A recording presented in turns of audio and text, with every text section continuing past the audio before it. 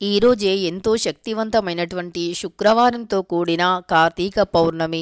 ఈరోజు రాత్రి 12 గంటలలోపు కేవలం గ్యాస్ స్టవ్ కింద ఇది ఒక్కటి పెట్టండి చాలు.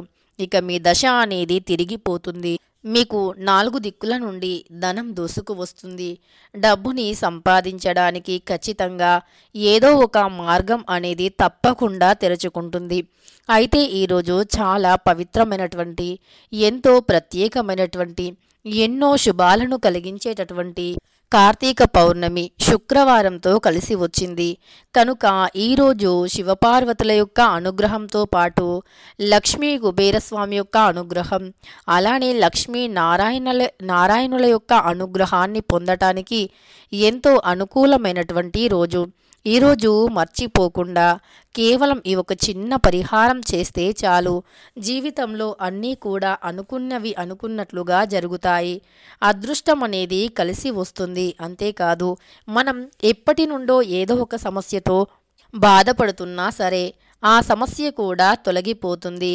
ఆ సమస్య తొలగిపోయి జీవితంలో ధనానికి కానీ ధాన్యానికి కానీ లోటు అనేది ఉండదు.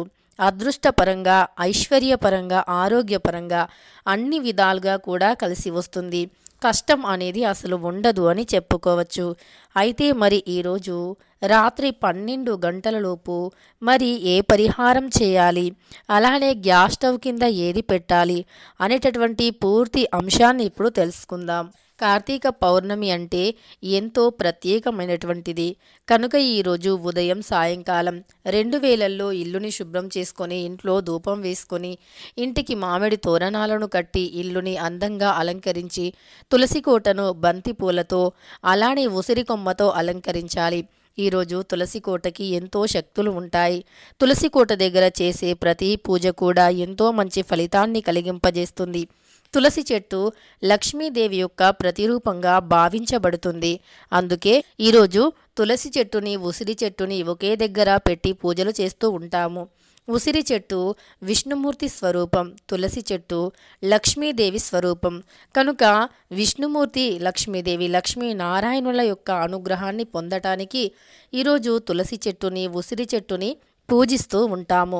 పరమేశ్వరుని అనుగ్రహాన్ని పొందటానికి పరమేశ్వరుణ్ణి అభిషేకించటం కానీ, శివాలయంలో పిండి దీపాలు, ఉసిరి దీపాలు వెలిగించటం కానీ చేస్తూ ఉంటాము.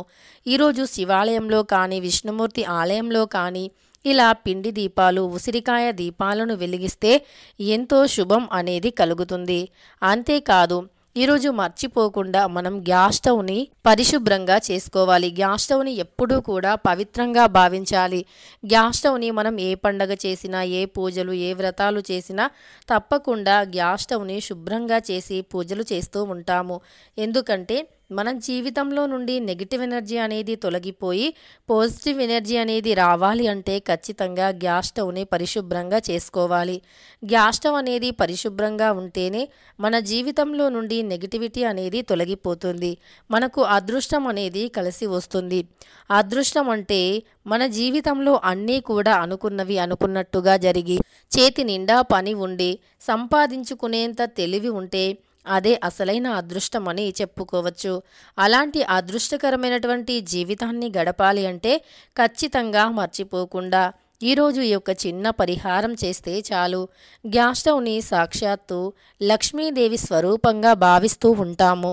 అలాంటి గ్యాస్ స్టవ్ని ఎప్పుడూ కూడా పరిశుభ్రంగా ఉంచుకోవాలి. గ్యాస్ స్టవ్ని రాత్రి సమయంలో శుభ్రంగా చేసి పడుకోవాలి. ఎందుకంటే గ్యాస్ స్టవ్ దగ్గర నెగిటివ్ ఎనర్జీ లేకుండా ఉండాలి అన్నా, ఇంట్లోకి జ్యేష్ఠాదేవి ప్రవేశించకుండా ఉండాలి అన్నా ఖచ్చితంగా గ్యాస్ స్టవ్ని శుభ్రంగా చేసుకోవాలి. గ్యాస్ స్టవ్ అనేది చాలా పవిత్రమైనటువంటిది. గ్యాస్ స్టవ్ దగ్గర చేసే ప్రతి పూజ కూడా మంచి ఫలితాన్ని ఇస్తుంది. అయితే ఈరోజు పౌర్ణమి చాలా శక్తివంతమైనటువంటిది. శుక్రవారంతో కార్తీక పౌర్ణమి కలిసి వచ్చింది కనుక ఈరోజు రాత్రి పడుకునే ముందు గ్యాస్ స్టవ్ కింద ఇది ఒక్కటి పెడితే ఇక మన జీవితంలో మనం ఎదుర్కొంటున్నటువంటి ఆర్థిక కష్టాలు తొలగిపోతాయి. అంతేకాదు, మన జీవితంలో మనం ఎదుర్కొంటున్న ఆర్థిక కష్టాలకి కారణం గ్యాస్ స్టవ్ దగ్గర మనం చేసేటటువంటి చిన్న చిన్న పొరపాట్లు మాత్రమే. ఆ పొరపాట్లు అన్నీ కూడా తొలగిపోయి అదృష్టం కలిసి రావాలి అంటే ఖచ్చితంగా మన జీవితంలో అన్నీ కూడా అంటే తెలిసి తెలియక కొన్ని తప్పులను చేస్తూ ఉంటాము. ఆ తప్పులను తొలగించుకోవటానికి ఈ పౌర్ణమి ఎంతో ప్రత్యేకమైనటువంటిది. ఈరోజు రాత్రికి కానీ లేదా ఉదయం కానీ 365 వత్తులను వెలిగిస్తే గనక మనం తెలిసి తెలియక చేసిన పాపాల నుండి బయటపడతాము. అంతేకాదు మన సమస్యలు తొలగిపోతాయి, అదృష్టం కూడా కలిసి వస్తుంది. 365 వత్తులు వెలిగించటం వల్ల 365 రోజులు అంటే సంవత్సరంలో ఒక్కరోజు కూడా తప్పించకుండా దీపాన్ని వెలిగించినంత పుణ్యం లభిస్తుంది. అలా ఈ రోజుకి ఎంతో ప్రాధాన్యత ఉంటుంది. ఈరోజు చేసే ప్రతి పూజ పరిహారము ఎంతో మంచి ఫలితాన్ని కలిగింపజేస్తుంది. కనుక ఈరోజు మర్చిపోకుండా రాత్రి 12 గంటలలోపు కేవలం ఈ చిన్న పరిహారం చేయండి. గ్యాస్ స్టవ్ దగ్గర మసిగుడ్డను ఎప్పటికీ అప్పుడు ఉతుకుతూనే ఉండాలి. ఎందుకంటే గ్యాస్ స్టవ్ దగ్గర వాడే మసిగుడ్డను ఎప్పటికప్పుడు ఉతికితే ఇంట్లో ఎలాంటి నెగిటివిటీ అనేది ఉండదు. అంతేకాదు దరిద్రం కూడా తొలగిపోతుంది. గ్యాస్ స్టవ్ని లక్ష్మీదేవితో సమానంగా భావిస్తూ ఉంటాము. గ్యాస్ స్టవ్ అనేది అత్యంత శక్తివంతమైనటువంటిది, అత్యంత పవిత్రవంతమైనటువంటిది. కనుక ఈరోజు గ్యాస్ స్టవ్ కింద ఈ ఒక్క వస్తువు పెడితే చాలు, తప్పకుండా మీ దరిద్రాలు పూర్తిగా తొలగిపోయి అదృష్టం ఖచ్చితంగా కలిసి వస్తుంది. గ్యాస్ స్టవ్ని లక్ష్మీదేవితో సమానంగా భావిస్తాము. మనం చేసే వంటల్లో రుచి ఉండాలి అన్నా, లక్ష్మీదేవి ఇంట్లో తిష్ట వేసుకొని కూర్చోవాలి అన్నా ఖచ్చితంగా గ్యాస్ స్టవ్ విషయంలో కొన్ని నియమనిష్టలు పాటించవలసిందే. అంతేకాదు గ్యాస్ స్టవ్ని చాలామంది పండగ రోజుల్లో కూడా శుభ్రం చేయరు. ఇది చాలా పొరపాటు. గ్యాస్ స్టవ్ని ప్రతి పండగకి కూడా శుభ్రం చేసుకోవాలి. గ్యాస్ స్టవ్ పైన చాలామంది వంటలు చేసే సమయంలో ఆ వంటలు రుచి పచి లేకుండా ఉంటాయి. ఎంత శ్రద్ధ పెట్టి వండినప్పటికీ ఆ వంటల్లో రుచి పచి అనేది ఉండదు. అలా ఉంటే ఎప్పుడు అంటే ఇంట్లో జ్యేష్ఠాదేవి ఉంది అని గ్రహించాలి.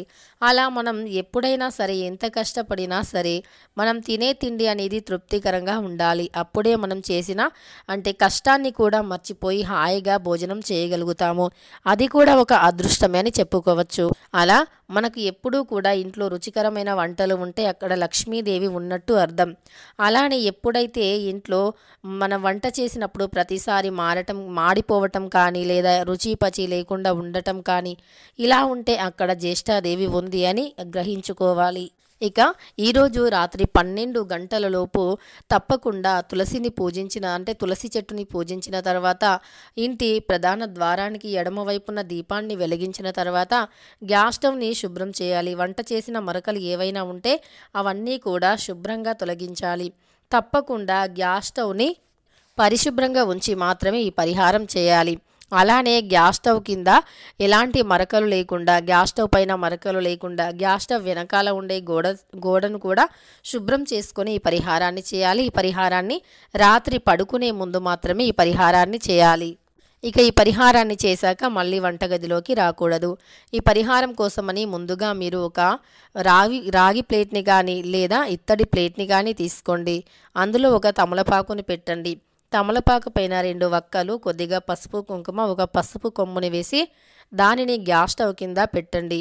ఇలా పెడితే లక్ష్మీదేవి తప్పకుండా మీ ఇంట్లోకి వస్తుంది. మీ ఇంట్లో అమ్మవారు తిష్ట వేసుకొని కూర్చుంటారు. దరిద్రం అంతా కూడా వెళ్ళిపోతుంది. ఇక తరువాత మరుసటి రోజు ఉదయాన్నే నిద్రలేచి గ్యాస్ స్టవ్ కింద పెట్టినటువంటి ఆ తమలపాకుని కావచ్చు, వక్కలు కావచ్చు, పసుపు కొమ్మ కావచ్చు, వాటన్నింటినీ కూడా తీసి పారే నీటిలో వెయ్యాలి. లేదా ఏదైనా చెట్టు కింద, దేవాలయ ప్రాంగణంలో ఏదైనా చెట్టు కిందనైనా పెట్టవచ్చు, లేదా ఏదైనా ప్రదేశంలో పెట్టినా పర్వాలేదు. ఇలా ఎవరు తొక్కకుండా చూసుకోవాలి. అలా ఎవరైతే ఈరోజు రాత్రి 12 గంటలలోపు గ్యాస్ స్టవ్ కింద ఇది పెడతారో వారికి ఖచ్చితంగా దరిద్రం పూర్తిగా తొలగిపోయి అదృష్టం అనేది కలిసి వస్తుంది. తెలుసుకున్నారు కదా, ఈరోజు శక్తివంతమైన కార్తీక పౌర్ణమి రోజున రాత్రి 12 గంటలలోపు గ్యాస్ స్టవ్ కింద ఏది పెట్టాలి అని. వీడియో నచ్చితే లైక్ చేయడం మర్చిపోకండి. ఇలాంటి ఎన్నో వీడియోస్ కోసం ఛానల్ని తప్పకుండా సబ్స్క్రైబ్ చేసుకోండి.